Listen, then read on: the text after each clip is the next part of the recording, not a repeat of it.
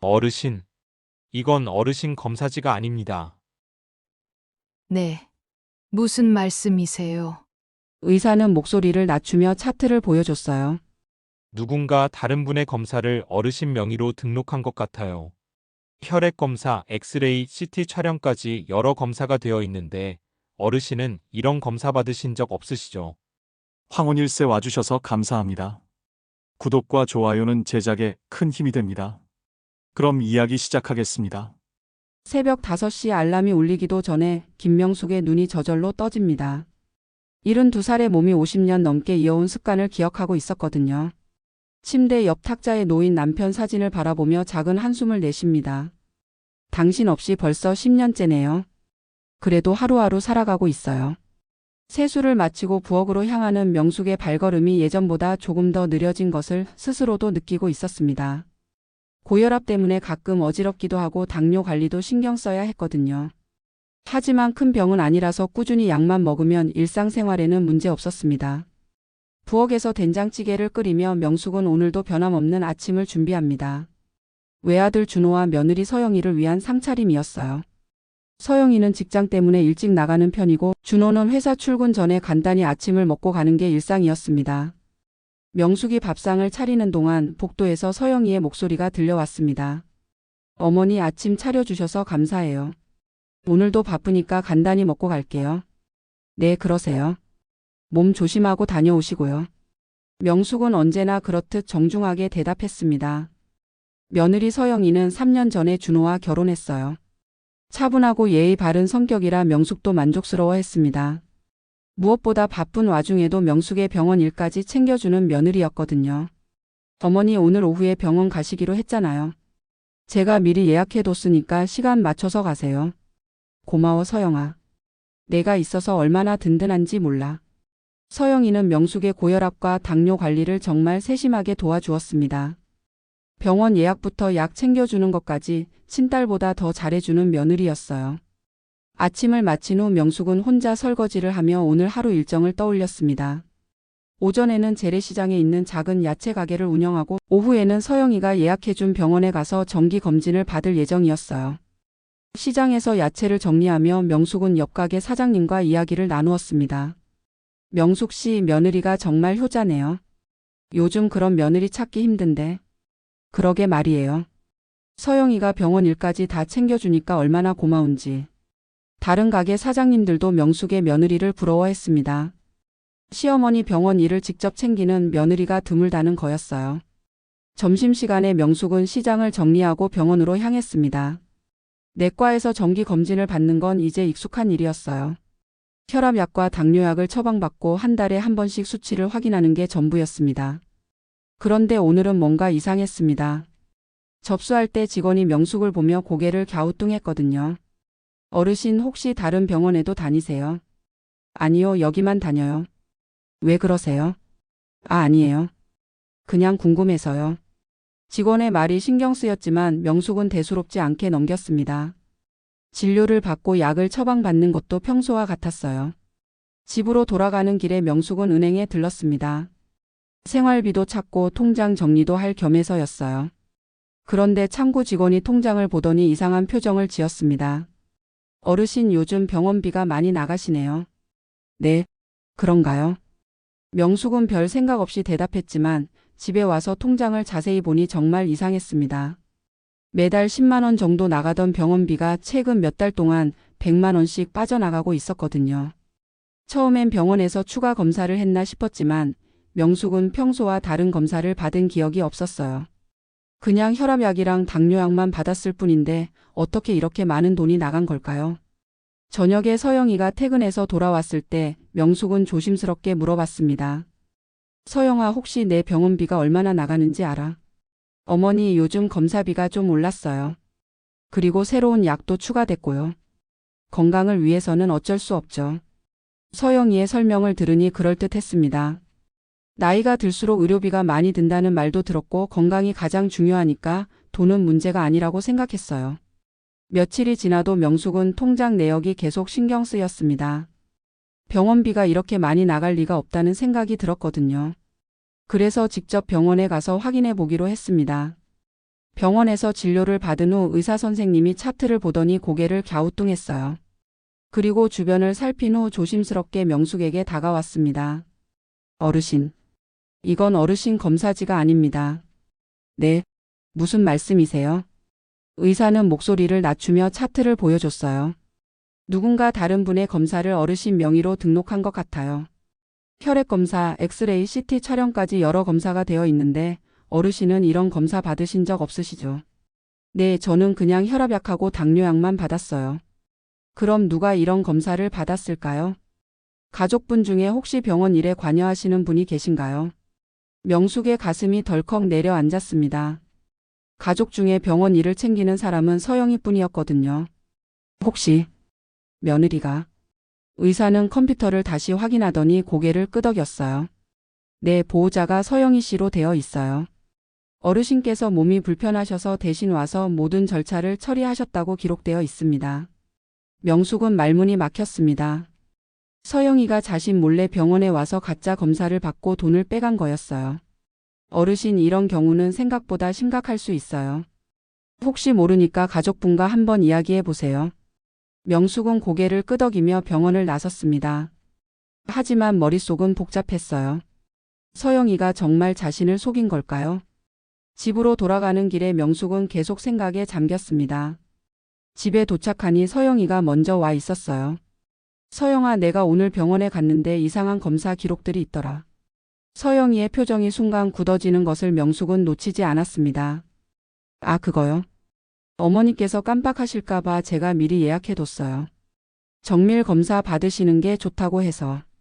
하지만 나는 그런 검사 받은 기억이 없어. 어머니 요즘 자주 깜빡하시잖아요. 분명히 같이 갔었는데. 서영이는 당당하게 말했지만 명숙은 뭔가 이상함을 느꼈습니다. 그날 저녁 준호가 퇴근했을 때 명숙은 아들에게도 이 이야기를 해봤습니다. 준호야, 엄마가 병원에서 이상한 일이 있었어. 어머니, 무슨 일이세요? 명숙은 오늘 있었던 일을 준호에게 설명했습니다. 그런데 준호의 반응이 예상과 달랐어요. 어머니, 서영이가 어머니 건강을 위해서 하는 일인데 왜 의심하세요? 요즘 정밀 검사 안 받으면 큰 병 놓칠 수도 있다고 하잖아요. 그게 아니라 내가 기억을 못하고 있는 게 이상하다는 거야. 어머니도 나이가 드시니까 깜빡하실 수도 있죠. 서영이가 다 챙겨주니까 감사해 하셔야죠. 준호마저 서영이 편을 들자 명숙은 답답했습니다. 며칠 후 명숙은 우편함에서 이상한 우편물을 발견했습니다. 보험회사에서 온 건데 자신이 가입한 적 없는 보험 안내문이었어요. 서영이에게 물어보니 명숙을 위해 추가로 보험에 가입해줬다고 했습니다. 어머니 나이에는 보험이 꼭 필요해요. 혹시 큰 병에 걸리시면 어떻게 해요? 내가 가입하겠다고 한 적 없는데. 어머니께서 허락해 주셨어요. 깜빡하신 거죠. 또 며칠 뒤 더 큰 충격이 기다리고 있었습니다. 은행에서 전화가 온 거예요. 어르신, 대출 승인이 났습니다. 언제 오셔서 서류 처리하시겠어요? 대출이요? 저는 대출 신청한 적 없는데요. 명숙은 황급히 은행으로 달려갔습니다. 확인해 보니 정말로 자신 명의로 2천만 원 대출 신청이 되어 있었어요. 보증인은 아들 준호였습니다. 그날 저녁 준호에게 따져 묻자 준호는 서영이가 어머니 치료비 때문에 필요하다고 해서 도와준 거라고 했어요. 명숙은 이제 확신할 수 있었습니다. 서영이가 자신을 속이고 있다는 것을, 그리고 아들 준호도 뭔가 숨기고 있다는 것을 말이에요. 그날 밤 명숙은 잠을 이룰 수 없었습니다. 서영이가 자신 몰래 병원 검사를 받고 보험에 가입시키고 심지어 대출까지 받으려 했다는 사실이 믿기지 않았어요. 하지만 이제 더 이상 우연이라고 생각할 수는 없었습니다. 다음 날 오전 서영이와 준호가 출근한 후 명숙은 본격적인 조사에 나섰습니다. 먼저 집 안에서 자신과 관련된 서류들을 찾아보기로 했어요. 서영이 방 서랍을 조심스럽게 열어보니 놀라운 것들이 나왔습니다. 명숙의 도장이 여러 개 있었고 통장 사본들도 잔뜩 있었어요. 그 중에는 명숙이 알지도 못하는 계좌들도 있었습니다. 더 충격적인 것은 보험 서류들이었어요. 명숙 명의로 가입된 보험이 무려 5개나 되었습니다. 모두 고액 보험이었고 보험료만 해도 월 100만 원이 넘었어요. 이런 보험료를 언제부터 냈다는 거지? 명숙은 보험 증권들을 자세히 살펴봤습니다. 가입일을 보니 모두 지난 1년 사이에 가입된 것들이었어요. 그리고 보험료는 모두 명숙의 통장에서 자동 이체되고 있었습니다. 서랍 깊숙한 곳에서 명숙은 더욱 이상한 서류를 발견했습니다. 자신이 치매 진단을 받았다는 병원 소견서였어요. 그것도 대형 종합병원에서 발행된 정식 서류였습니다. 이게 뭐야? 명숙은 그 병원에 가본 적도 없었고 치매 검사를 받은 적도 없었습니다. 하지만 서류에는 분명히 자신의 이름과 주민등록번호가 적혀 있었어요. 진단 결과는 초기 치매였고 보호자는 며느리 서영이로 되어 있었습니다. 명숙은 즉시 그 병원에 전화를 걸었습니다. 저는 김명숙이라고 하는데요. 혹시 제가 치매 진단을 받은 기록이 있나요? 잠깐만요. 확인해 드릴게요. 네, 있으시네요. 지난달에 정밀 검사 받으셨고 보호자분과 함께 오셨어요. 저는 그 병원에 가본 적이 없는데요. 어라, 그런가요? 하지만 여기 기록에는 분명히. 명숙은 전화를 끊고 그 즉시 병원으로 향했습니다. 직접 확인해 보지 않고서는 믿을 수 없었거든요. 병원에 도착해서 원무과에 문의하니 정말로 명숙의 진료 기록이 있었습니다. 심지어 그날 진료비도 명숙의 카드로 결제되어 있었어요. 어르신, 여기 CCTV를 확인해 보시겠어요? 그날 오신 모습이 녹화되어 있을 거예요. CCTV 화면을 확인한 명숙은 더욱 놀랐습니다. 분명히 자신의 모습이 화면에 나와 있었거든요. 서영이와 함께 병원에 들어오는 모습이 선명하게 찍혀 있었어요. 하지만 명숙은 그날을 전혀 기억하지 못했습니다. 어떻게 이런 일이 가능할까요? 그때 간호사가 다가와서 말했습니다. 어르신, 그날 많이 멍하셨어요. 보호자분이 어르신께서 요즘 기억력이 안 좋아지셔서 모시고 왔다고 하시더라고요. 명숙은 소름이 돋았습니다. 혹시 서영이가 자신에게 무슨 약을 먹였던 걸까요? 그래서 기억을 잃고 병원에 갔던 걸까요? 집으로 돌아온 명숙은 더 꼼꼼히 집 안을 살펴봤습니다. 부엌 찬장에서 이상한 약병을 발견했어요. 수면제였는데 명숙이 복용하는 약이 아니었습니다. 약병을 자세히 보니 처방전이 붙어 있었는데 환자명이 서영이로 되어 있었어요. 그런데 왜 이 약이 명숙의 찬장에 있는 걸까요? 명숙은 인터넷으로 그 약을 검색해 봤습니다. 강력한 수면제로 복용하면 몇 시간 동안 기억을 잃을 수 있다고 나와 있었어요. 이제 모든 게 명확해졌습니다. 서영이가 명숙에게 수면제를 먹여서 의식을 잃게 한 다음 병원에 데려가서 가짜 진단을 받게 했던 거예요. 그리고 그 진단서를 이용해서 보험금을 타내고 있었던 것입니다. 명숙은 손이 떨렸습니다. 자신을 딸처럼 챙겨준다고 생각했던 며느리가 사실은 이렇게 치밀하게 자신을 이용하고 있었다니요. 더 무서운 것은 아들 준호의 태도였습니다. 대출 보증을 서준 것도 그렇고 명숙이 의심할 때마다 서영이 편을 든 것도 이상했어요. 혹시 준호도 뭔가 알고 있는 걸까요? 그날 저녁 명숙은 평소와 다름없이 행동했습니다. 서영이와 준호가 자신이 뭔가 알아챘다는 걸 눈치채지 못하게 하려고 했어요. 하지만 마음속으로는 계획을 세우고 있었습니다. 이제 더 많은 증거를 모아야 했어요. 그리고 서영이가 정확히 어떤 방법으로 자신을 속이고 있는지 알아내야 했습니다. 무엇보다 준호가 이 일에 얼마나 관여하고 있는지 확인해야 했어요. 만약 아들마저 자신을 배신했다면 그때는 정말 어떻게 해야 할지 모르겠었습니다. 그날 밤 명숙은 침대에 누워서 천장을 바라보며 다짐했습니다. 더 이상 당하고만 있지 않겠다고, 끝까지 진실을 밝혀내겠다고 말이에요. 다음 날 오후 명숙은 더 이상 참을 수 없었습니다. 서영이가 퇴근해서 돌아오자마자 직접 따져보기로 했어요. 증거도 충분히 모았고 이제 진실을 들어야 할 때였습니다. 서영아, 우리 이야기 좀 해야겠어. 서영이는 평소와 다른 명숙의 표정을 보고 긴장하는 듯 했습니다. 하지만 여전히 침착했어요. 네, 어머니. 무슨 일이세요? 명숙은 어제 발견한 서류들을 모두 테이블 위에 펼쳐놓았습니다. 보험 증권들, 치매 진단서, 그리고 수면제까지 모든 증거를 보여줬어요. 이게 다 뭐야, 서영아? 내가 언제 이런 보험에 가입했고 언제 치매 진단을 받았다는 거야? 서영이의 얼굴이 순간 굳어졌지만 곧 태연한 표정을 지었습니다. 어머니, 모두 어머니를 위해서 한 일이에요. 어머니께서 깜빡하시니까 제가 대신 처리한 거고요. 깜빡한다고. 내가 수면제 먹고 정신 잃은 사이에 병원에 데려간 것도 깜빡한 거야. 명숙이 수면제를 들어보이자 서영이의 표정이 변했습니다. 이제 더 이상 변명하기 어렵다는 걸 알았던 거죠. 어머니, 그건 어머니가 잠을 못 주무셔서 드린 거예요. 건강을 위해서. 거짓말하지 마.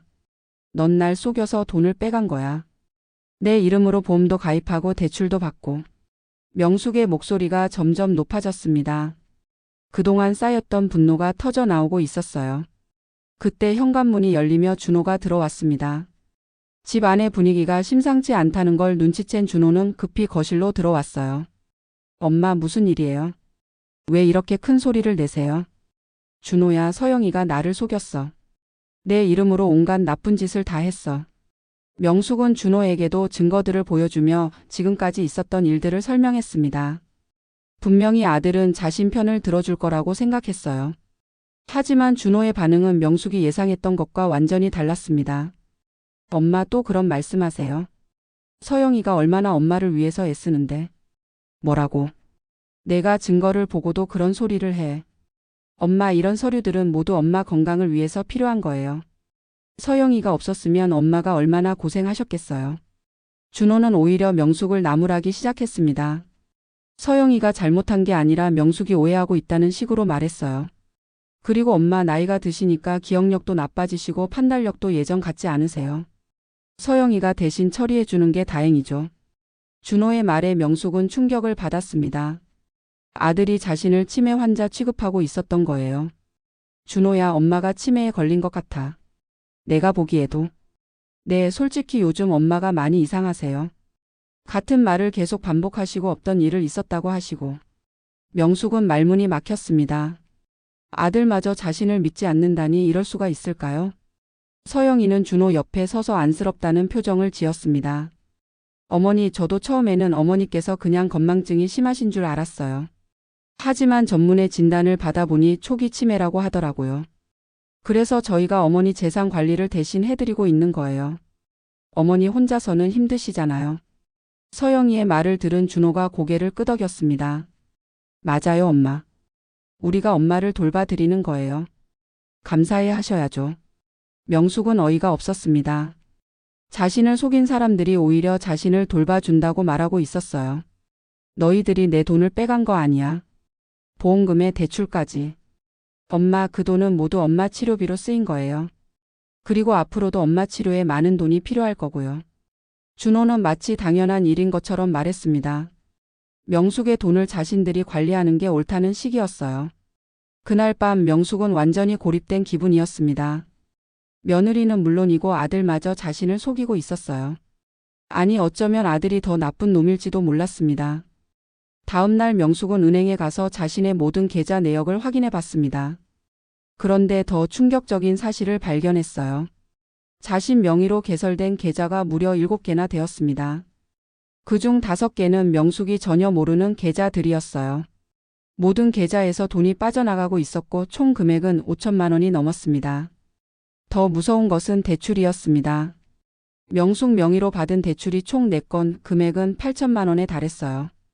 보증인은 모두 준호였습니다. 명숙은 현기증이 날 것 같았습니다. 자신도 모르는 사이에 억대의 빚을 지게 된 거였어요. 은행 직원에게 문의해보니 모든 거래는 가족이 대리로 처리했다고 했습니다. 명숙이 치매 환자라서 직접 오기 어렵다는 진단서까지 제출했다고 하더군요. 집으로 돌아온 명숙은 준호를 기다렸습니다. 퇴근하자마자 따져 묻겠다고 마음먹었어요. 준호야, 내 이름으로 대출을 4건이나 받았다면서. 8천만 원이나. 준호는 당황하지 않고 태연하게 대답했습니다. 네, 엄마 치료비 때문에 어쩔 수 없었어요. 앞으로 치료비가 더 많이 들 거거든요. 내가 언제 허락했어? 엄마, 치매 환자가 무슨 판단을 하시겠어요? 저희가 대신 결정하는 게 맞죠. 준호의 말에 명숙은 소름이 돋았습니다. 아들이 자신을 완전히 무능력자 취급하고 있었어요.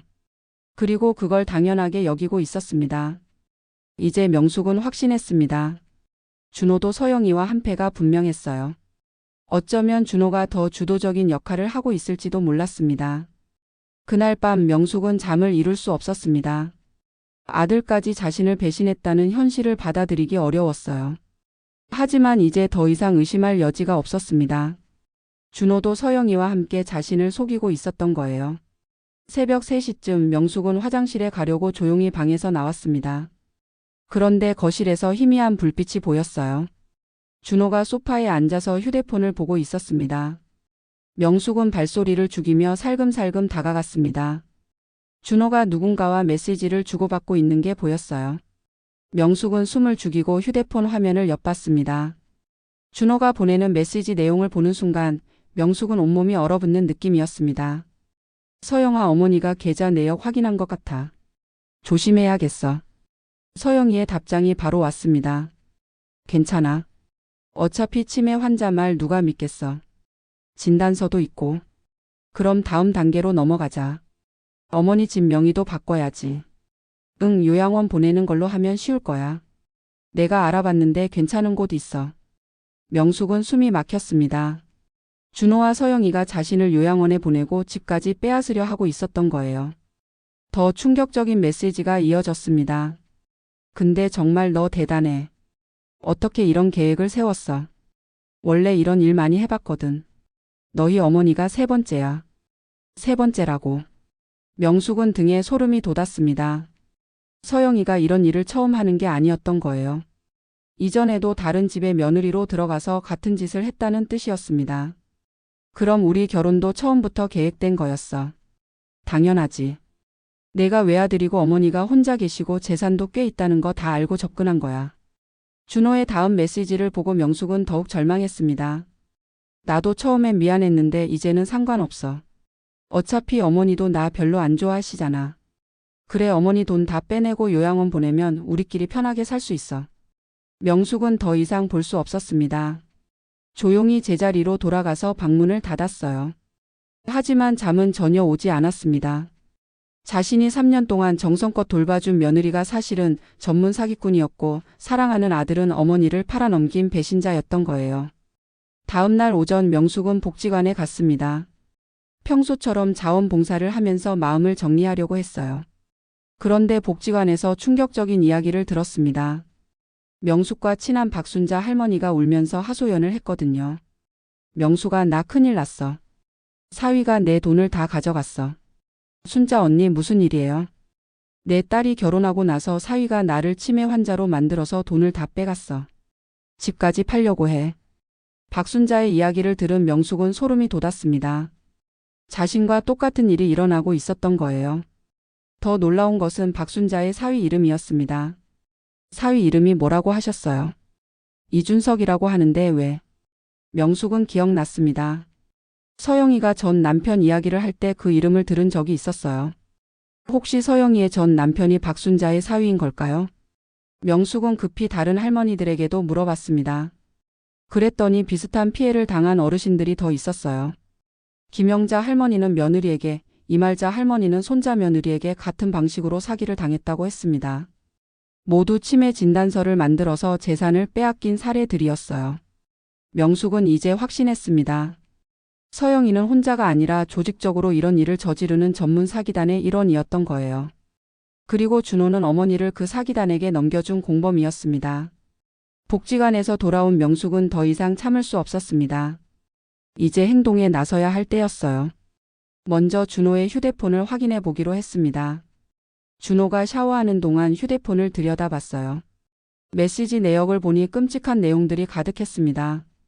서영이와 준호는 처음부터 명숙을 이용할 계획을 세우고 접근했던 거예요. 결혼도 가짜였고 며느리 노릇도 모두 연기였습니다. 더 충격적인 것은 이들이 명숙 말고도 다른 피해자들을 동시에 물색하고 있다는 사실이었어요. 다음 타겟까지 정해놓은 상태였습니다. 준호의 통장 내역도 확인해 봤습니다. 명숙의 계좌에서 빠져나간 돈들이 모두 준호 통장으로 들어와 있었어요. 그 돈으로 준호는 고급 아파트를 사고 비싼 차도 샀습니다. 명숙의 돈으로 호화 생활을 하면서 어머니는 치매 환자로 만들어 놓은 거였어요. 그날 저녁 명숙은 평소와 다름없이 행동했습니다. 하지만 마음속으로는 계획을 세우고 있었어요. 더 이상 당할 수는 없었습니다. 이제 반격할 시간이었어요. 서영이와 준호가 자신을 만만하게 본 게 큰 실수였습니다. 이른이 넘은 노인이라고 해서 무력한 존재가 아니었거든요. 명숙은 조용히 다짐했습니다. 이 사기꾼들을 반드시 법의 심판대에 세우겠다고, 그리고 다른 피해자들도 구해내겠다고 말이에요. 그날 밤 명숙은 처음으로 편하게 잠들 수 있었습니다. 절망감 대신 분노와 의지가 마음을 가득 채우고 있었거든요. 다음 날 아침 명숙은 일찍 일어나서 본격적인 조사에 나섰습니다. 서영이와 준호가 출근한 후 집 안을 샅샅이 뒤져보기로 했어요. 이제는 증거를 모을 때였습니다. 서영이 방에서 더 많은 서류들을 발견했습니다. 놀랍게도 서영이의 진짜 신분증이 나왔어요. 이름은 박미영이었고 명숙이 알고 있던 서영이라는 이름은 가짜였던 거예요. 신분증 뒤에는 여러 장의 다른 신분증 사본들이 있었습니다. 모두 다른 이름이었어요. 김서영, 이수영, 박영서 등 비슷하지만 다른 이름들이었습니다. 더 충격적인 건 결혼증명서들이었어요. 박미영은 지금까지 5번이나 결혼했던 거였습니다. 모두 다른 이름으로 모두 외아들이 있는 집안의 며느리로 들어갔었어요. 명숙은 손이 떨렸습니다. 자신이 6번째 피해자였던 거예요. 서류들 사이에서 수첩 하나를 발견했습니다. 수첩에는 각 가정의 정보가 자세히 적혀 있었어요. 재산 규모, 가족 구성, 성격 분석까지 마치 사업 계획서 같았습니다. 명숙의 페이지를 보니 소름이 돋았습니다. 김명숙, 72세, 재산 약 2억, 외아들 준호, 순하고 의심 없음, 쉬운 타겟. 그 아래에는 구체적인 계획이 적혀 있었어요. 1단계 신뢰 쌓기, 2단계 치매 진단서 확보, 3단계 재산 이전, 4단계 요양원 입원. 명숙은 자신이 단계별 계획에 따라 당해왔다는 걸 깨달았습니다. 지금은 3단계가 진행 중이었고 곧 요양원에 보내려는 계획이었어요. 수첩 마지막 페이지에는 더욱 끔찍한 내용이 있었습니다. 이전 피해자들의 명단이었어요. 정말자, 75세, 완료, 수익 8천만 원. 김순희, 70세, 완료, 수익 1억 2천만 원. 박영순, 68세, 진행 중, 예상 수익 6천만 원. 명숙은 이 명단을 보며 분노가 치솟았습니다. 자신처럼 당한 어르신들이 이렇게 많았다니요. 명숙은 즉시 복지관으로 향했습니다. 어제 만났던 박순자 할머니와 다른 피해자들을 다시 만나야 했어요. 복지관에서 피해자들을 모아놓고 이야기를 나누어 보니 놀라운 공통점들이 발견됐습니다. 모든 피해자의 며느리나 사위가 비슷한 수법을 사용했어요. 먼저 치매 진단서를 만들고 그 다음 재산을 빼돌리는 방식이었습니다. 더 중요한 건 이들이 모두 같은 병원을 이용했다는 점이었어요. 성심병원이라는 곳에서 모든 가짜 진단서가 나왔던 거예요. 명숙은 그 병원에 대해 알아보기로 했습니다. 인터넷으로 검색해보니 이상한 점들이 많았어요. 성심병원은 1년 전에 갑자기 생긴 병원이었습니다. 그리고 치매 전문 클리닉을 표방하고 있었어요. 원장 이름은 김대석이었는데 의사 면허를 확인해보니 가짜였습니다. 명숙은 소름이 돋았습니다. 병원 자체가 사기를 위해 만들어진 가짜 병원이었던 거예요. 그날 오후 명숙은 용기를 내서 그 병원에 직접 가봤습니다. 멀찍이서 지켜보니 정말 이상했어요. 환자는 거의 없었고 직원들도 몇 명 안 됐습니다. 그런데 간판은 거창하게 걸려 있었어요. 명숙이 지켜보고 있는데 익숙한 얼굴이 병원에서 나왔습니다. 서영이었어요. 아니, 박미영이었죠. 박미영은 병원 직원과 무슨 이야기를 나누고 있었습니다. 명숙은 가까이 가서 들어봤어요. 이번 주에 새로운 환자 2명 더 올 예정이에요. 진단서 준비해 주세요. 알겠습니다. 언제나처럼 치매 초기 진단으로 하면 되죠. 네, 그리고 입원 기록도 만들어 주세요. 보험금 청구할 때 필요하거든요. 명숙은 더 이상 들을 수 없었습니다.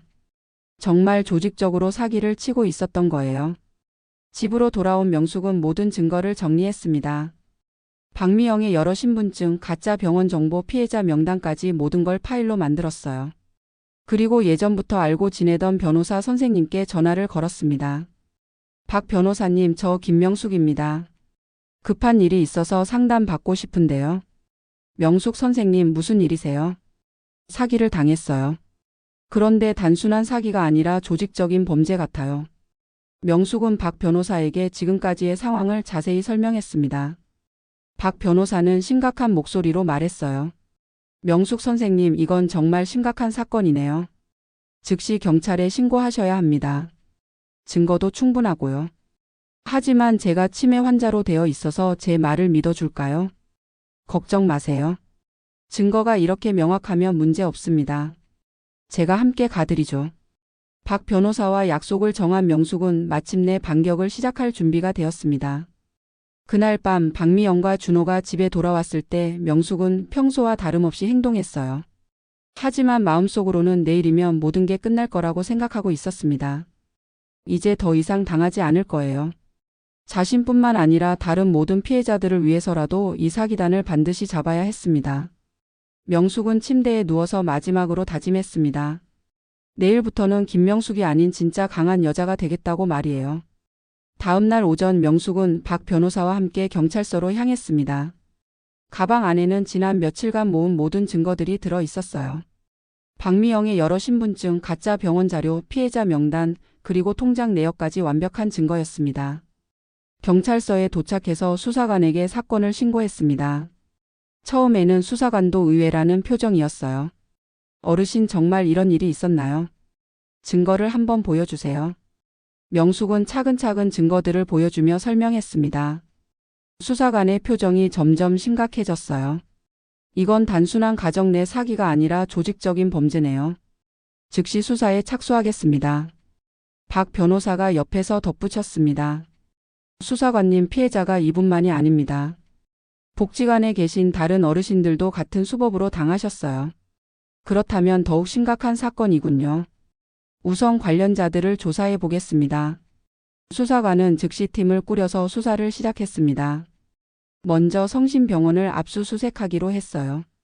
명숙도 수사관들과 함께 병원으로 향했습니다. 병원에 도착하니 직원들이 급히 서류를 치우고 있었어요. 하지만 이미 늦었습니다. 수사관들이 병원 안으로 들어가자 가짜 원장 김대석이 도망치려 했지만 곧 붙잡혔어요. 병원에서는 수백 장의 가짜 진단서와 위조 도장들이 발견됐습니다. 김대석은 체포되면서 모든 걸 자백했습니다. 저희는 박미영이 주도하는 조직의 일원입니다. 박미영이 타겟을 정하면 저희가 가짜 진단서를 만들어주는 거였어요. 그럼 지금까지 몇 명의 피해자가 있었나요? 정확히는 모르겠지만 제가 만든 진단서만 해도 수십 장은 될 거예요. 명숙은 소름이 돋았습니다. 자신과 같은 피해자가 수십 명이나 된다는 거였어요. 한편 다른 수사팀은 명숙의 집으로 향했습니다. 박미영과 준호를 체포하기 위해서였어요. 명숙도 수사관들과 함께 집으로 돌아갔습니다. 집에 도착하니 박미영이 짐을 싸고 있었어요. 도망칠 준비를 하고 있었던 거죠. 수사관들이 들어서자 박미영은 당황했지만 여전히 뻔뻔했습니다. 무슨 일이세요? 왜 이렇게 들이닥치세요? 박미영 씨, 아니 박미영 씨가 맞죠. 사기 혐의로 체포합니다. 수사관이 체포 영장을 보여주자 박미영의 얼굴이 새하얗게 변했어요. 뭔 소리예요? 저는 서영이라고요. 시어머니께서 치매가 있으셔서 헛소리 하시는 거예요. 하지만 증거는 명확했습니다. 박미영의 방에서 발견된 여러 신분증과 수첩이 결정적이었어요. 이때 준호가 퇴근해서 집에 들어왔습니다. 집 안의 상황을 보고는 얼굴이 하얗게 질렸어요. 엄마, 이게 무슨 일이에요? 준호야, 내가 한 일을 이제 다 들켰어. 명숙의 말에 준호는 당황했지만 여전히 발뺌했습니다. 엄마, 무슨 말씀이세요? 저는 아무것도 안 했어요. 하지만 수사관이 준호의 휴대폰을 압수하면서 모든 증거가 드러났어요. 박미영과 주고받은 메시지들이 고스란히 남아 있었거든요. 준호 씨, 당신도 공범으로 체포합니다. 어머니를 이용해서 사기를 친 혐의입니다. 준호는 이제 더 이상 변명할 수 없었습니다. 고개를 떨어뜨리며 체포당했어요. 박미영은 끝까지 저항했지만 소용없었습니다.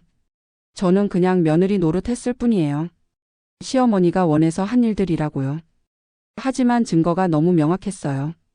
여러 신분증, 가짜 병원과의 연결고리, 다른 피해자들과의 관련성까지 모든 게 드러났습니다.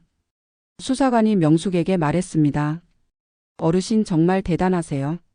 이렇게 치밀한 증거를 혼자서 모으시다니. 저도 처음엔 믿고 싶지 않았어요. 하지만 더 이상 당할 수는 없었거든요. 명숙은 박미영과 준호가 수갑을 찬 채 끌려가는 모습을 지켜봤습니다. 서럽기도 했지만 한편으로는 시원했어요. 그날 저녁 명숙은 혼자 집에 앉아 있었습니다. 갑자기 조용해진 집이 어색했지만 마음만은 편했어요. 복지관 친구들이 찾아와서 축하해줬습니다. 명숙아, 정말 고생 많았어. 덕분에 우리도 다 해결됐어. 박순자 할머니를 비롯한 다른 피해자들도 모두 수사 대상에 포함되어 재산을 되찾을 수 있게 됐다고 했어요. 며칠 후 명숙은 수사관으로부터 연락을 받았습니다. 어르신 박미영 일당이 모두 자백했습니다. 총 피해자가 23명이고 피해 금액은 20억 원이 넘어요. 그렇게 많이요? 네, 어르신께서 신고해 주신 덕분에 큰 사기단을 잡을 수 있었습니다. 정말 감사합니다. 명숙은 뿌듯했습니다. 자신의 용기가 이렇게 많은 사람들을 구할 수 있었다니요. 준호는 구속 전 어머니를 만나러 왔습니다. 하지만 명숙은 만나주지 않았어요. 수사관이 전해준 준호의 말은 이랬습니다. 엄마께 정말 죄송하다고 전해주세요. 제가 잘못했습니다.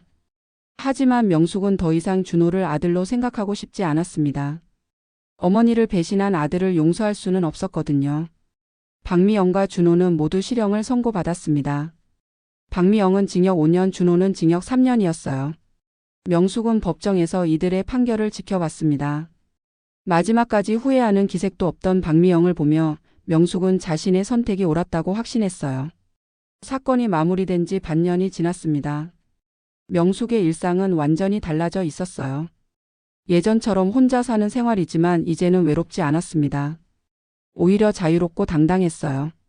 무엇보다 명숙은 이제 자신을 믿을 수 있게 되었습니다. 나이가 들었다고 해서 혼자라고 해서 무력한 존재가 아니라는 걸 확실히 깨달았거든요. 아침에 일어나서 거울을 보는 명숙의 표정이 예전과 달랐습니다. 자신감이 넘쳤어요. 오늘도 좋은 하루가 될 거야. 시장 일도 계속하고 있었지만 이제는 새로운 일도 시작했습니다. 복지관에서 노인 사기 예방 강사로 활동하기 시작한 거예요. 매주 화요일과 목요일 명숙은 복지관에서 어르신들을 대상으로 강의를 했습니다. 자신의 경험을 바탕으로 사기를 예방하는 방법을 알려드리는 거였어요. 여러분, 가족이라고 해서 무조건 믿으면 안 됩니다. 특히 돈 관련된 일은 본인이 직접 확인하셔야 해요.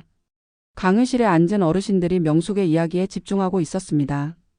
저처럼 치매 진단서를 위조하는 경우도 많아요.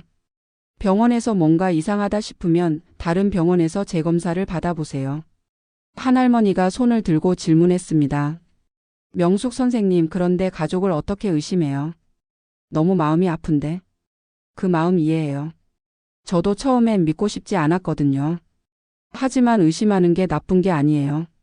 자신을 지키는 거죠. 명숙의 강의는 매번 큰 호응을 얻었습니다. 실제 경험을 바탕으로 한 이야기라서 더욱 생생하고 도움이 되었거든요. 강의가 끝난 후 명숙은 사건 당시 함께 피해를 당했던 다른 어르신들과 차를 마셨습니다. 이제는 서로 든든한 동료가 되어 있었어요. 명숙아, 내 덕분에 우리가 다 살았어. 정말 고마워. 박순자 할머니가 명숙의 손을 잡으며 말했습니다. 언니, 그런 말씀 마세요. 우리 모두 강한 사람들이었어요. 다만 너무 착했을 뿐이죠. 이들은 이제 정기적으로 만나서 서로의 안부를 확인하고 새로운 사기 수법에 대한 정보도 공유했습니다. 혼자가 아니라는 게 얼마나 큰 힘이 되는지 모두가 느끼고 있었어요. 어느 날 명숙에게 특별한 연락이 왔습니다. 지역 경찰서에서 노인 사기 예방 캠페인에 참여해달라는 요청이었어요. 명숙 선생님의 사례가 많은 사람들에게 도움이 될 것 같아서요. 혹시 텔레비전 인터뷰도 가능하실까요? 명숙은 기꺼이 승낙했습니다. 자신의 이야기가 더 많은 사람들에게 도움이 된다면 얼마든지 할 수 있었어요.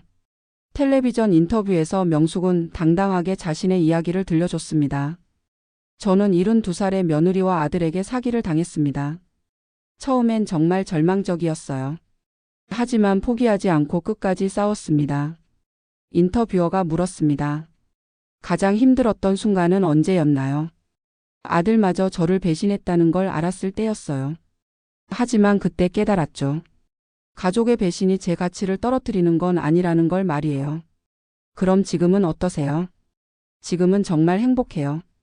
혼자 살지만 외롭지 않고 나이가 들었지만 무력하지 않아요. 오히려 더 강해진 것 같아요. 인터뷰가 방송된 후 명숙에게는 많은 연락이 왔습니다.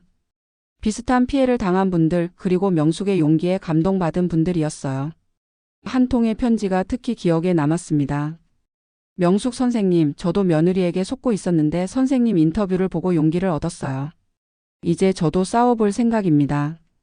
명숙은 그 편지를 읽으며 뿌듯했습니다. 자신의 아픔이 다른 사람에게는 희망이 되고 있었거든요. 저녁이 되어 집에 돌아온 명숙은 거실에 앉아서 차를 마셨습니다. 조용한 집이지만 더 이상 쓸쓸하지 않았어요. 오히려 평화로웠습니다. 벽에 걸린 남편 사진을 바라보며 명숙은 조용히 말했습니다. 여보, 저 이제 정말 괜찮아요. 당신 없이도 잘 살고 있어요. 그리고 다른 사람들도 도와주고 있고요. 창밖으로 보이는 별들이 유난히 밝게 빛나고 있었습니다. 명숙은 깊이 숨을 들이마셨어요. 내 이름으로 나를 지우려 한 사람들이 있었죠. 사랑한다고 말하면서 나를 속이고 가족이라는 이름으로 나를 이용했어요. 하지만 이제 저는 알아요. 나의 가치는 다른 누군가가 정하는 게 아니라는 걸 말이에요. 명숙은 일어나서 거울 앞에 섰습니다. 거울 속에 자신에게 미소를 지었어요. 김명숙, 72살. 혼자 살지만 외롭지 않고 나이가 들었지만 약하지 않은 여자. 앞으로도 당당하게 내 이름으로 살아갈 거예요. 그날 밤 명숙은 편안하게 잠들었습니다. 내일 또 새로운 하루가 기다리고 있었고 그 하루를 자신답게 살아갈 자신이 있었거든요. 끝까지 시청해 주셔서 고맙습니다. 구독과 알림 설정, 그리고 소중한 댓글은 제가 계속 이야기를 만들 수 있는 힘이 됩니다. 황혼일세가 전해드렸습니다.